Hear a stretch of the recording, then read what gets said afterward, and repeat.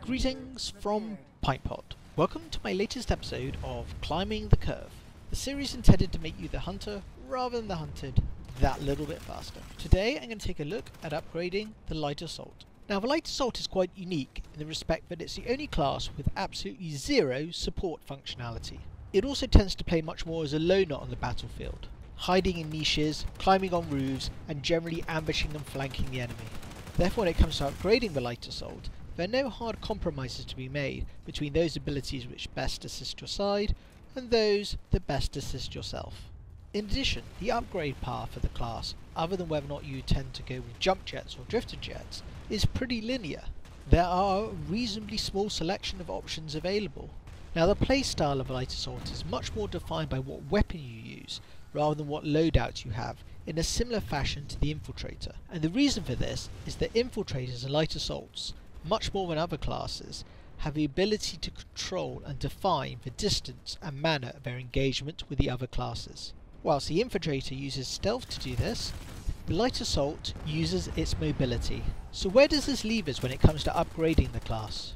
Well, the answer is on a pretty linear path once you've decided which of the two varieties of jet you want to use as its core ability.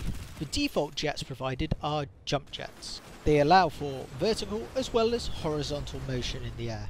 Now there is an alternative form of jet which you could choose to upgrade, the drifter jets. Though these are an excellent tool to use later on in the game, I would advise against starting into them in the early game. And there are several reasons for this. It only really shines at the final rank, which becomes very expensive to upgrade to.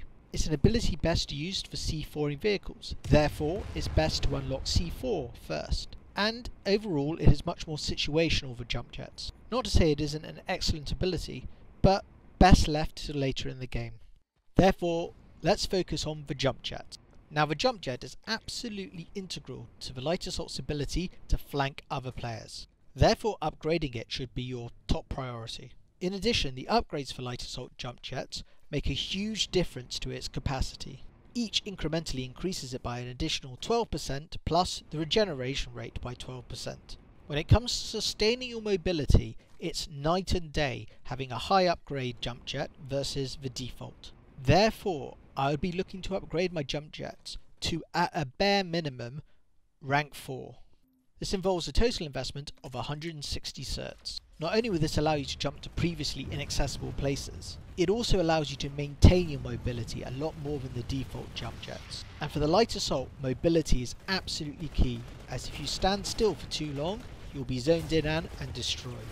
Now the next thing to consider is the suit slot. Now the usual default options I like to consider are Nanoweave armour and flak armour. As a general rule, I would say that Nanoweave armour is the better choice. Now the reason for this is that as a Light Assault, the primary threat you're going to be facing is from small arms fire. As you're off the ground a lot, the threat posed to you by mines and grenades is a lot less than for other classes. Therefore, the time you're most exposed to explosive damage is when you're attempting to C4 a vehicle. In such instances, given how much damage a tank can output, it tends to be a rather binary event. They either don't see you until it's too late and die, or they see you and you get murdered almost instantly. Given how high the damage output will be, flak armour is unlikely to save you. Now one other alternative I would like to consider is the shield generator.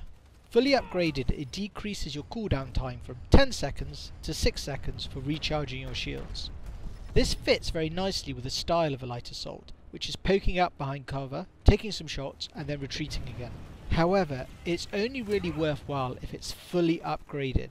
As this costs 341 certs to fully upgrade, it's something to consider, but maybe to put on the back burner for the beginning. Therefore, the first upgrade you should be looking at in your suit slot are the first 3 ranks of Nanoweave armour. Which brings me to the final and one of the most crucial upgrades you should be considering. And this is C4.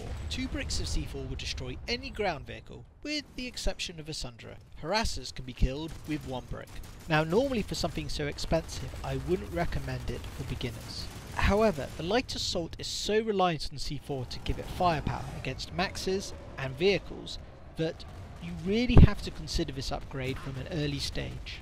Therefore, if you like the Light Assault class and really want to see it shine, you're going to have to grit your teeth and invest 700 certs to upgrade both bricks of C4. C4 opens up so many more possibilities with the class, but not having it seems to be a poor second best. So in conclusion, the upgrade path of the Light Assault is a relatively simple process. There is some room for personal flavour in the suit slot, but big changes in playstyle are going to come much more from your choice of weapon rather than your choice of loadout, provided you're using jump jets. However, upgrading the Light Assault is also a rather expensive process, and there's no real way of sidestepping the expense. The class is entirely reliant on its jets for its mobility, its class-defining feature.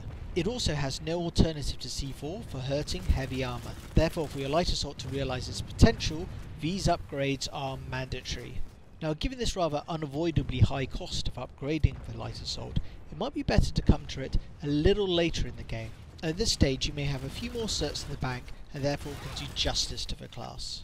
However, one thing I would like to say is the Light Assault is a hell of a lot of fun to play, so give it a whirl. Now, my next episode I'm going to be taking a look at the Harasser. If you found this video interesting or entertaining, please feel free to thumbs up, thumbs down, comment or subscribe as appropriate. In the meantime, have a good one, happy hunting, and Pint Pot out.